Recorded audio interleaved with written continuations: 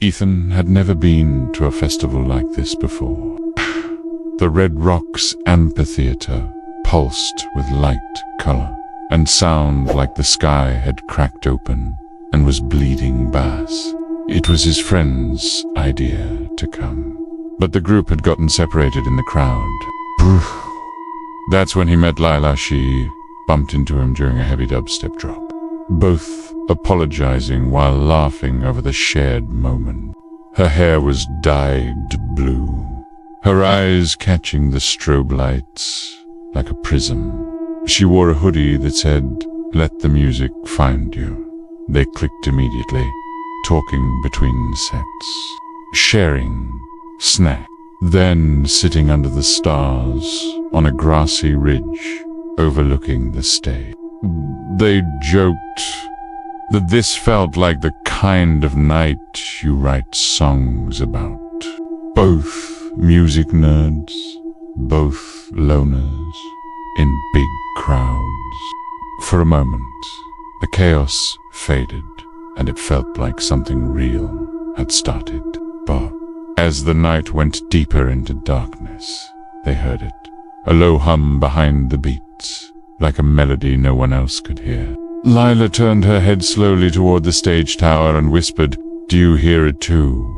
A tall, misshapen figure stood there draped in torn festival lanyards and faded artist passed. Its face nothing but a black void with speakers where its mouth should be. The melody twisted louder. Bass thudded like a heartbeat. Bah. The creature moved, but not in steps. It jerked forward in rhythm with the beat, warping time around it. Leela stood, frozen. "I read about this online," they said. People vanish. The ones who feel the song no one else hears." Ethan grabbed her hand. "We have to go. Now." But it was too late. The speakers around the amphitheater all screamed in unison, not voices, screams, begging.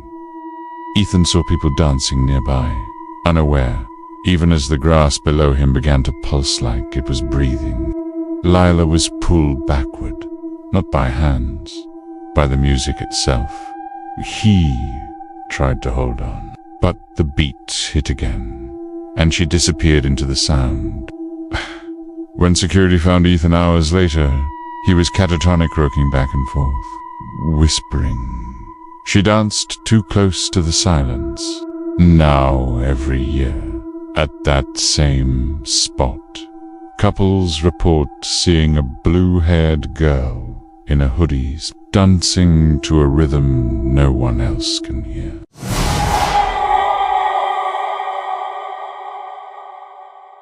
Talia was a photographer who chased stories hidden from the world.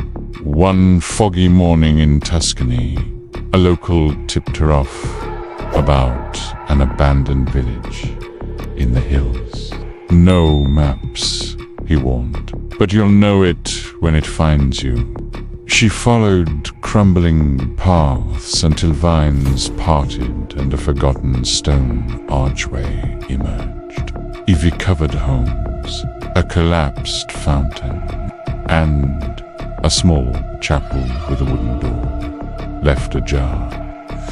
Inside stood Luca, tall, with wild curls and an analog camera around his neck. He said he was a historian. They talked, both laughing at how they had discovered this place on the same day. 4 hours they explored the empty homes, found rusted toys, old letters, even a shattered mirror that reflected everything but their eyes.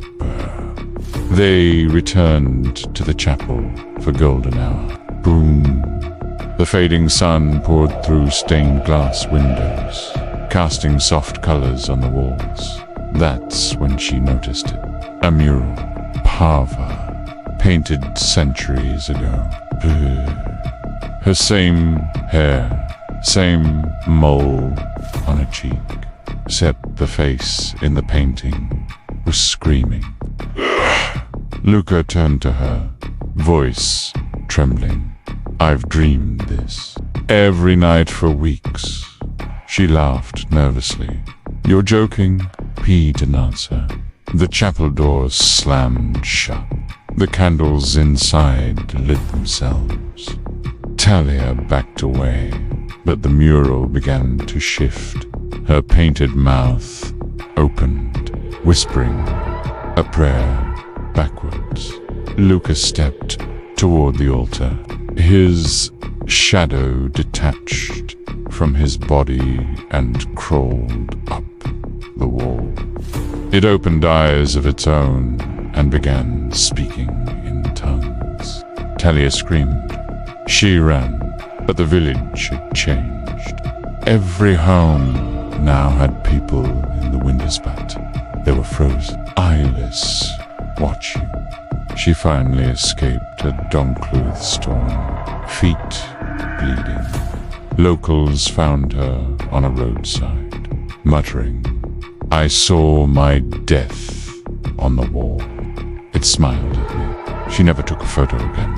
To this day, tourists who venture into those hills sometimes hear laughter coming from the abandoned chapel. And if they look close enough, the murals inside may show them.